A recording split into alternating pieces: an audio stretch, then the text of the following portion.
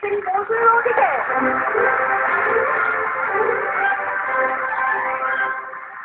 মৌসুমী, তোমার অফিসে পুরুষ কর্মীরা তোমার বাড়িতে আসতে চায়।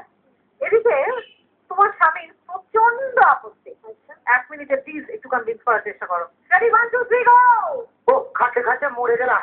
এই সংসারে জল খেতে তো আর আমার কি হয়েছে? শোনো না, তুমি পরশুদিন একটু থাকবে গো। কেন আমি না বাইরে যেতে পারবো না। বাজার আমি করে দেবো, তোমার রান্না করে দেবো, তোমাকে ভালো করে খাইয়ে দেবো। আসলে আমার অফিসে যে বস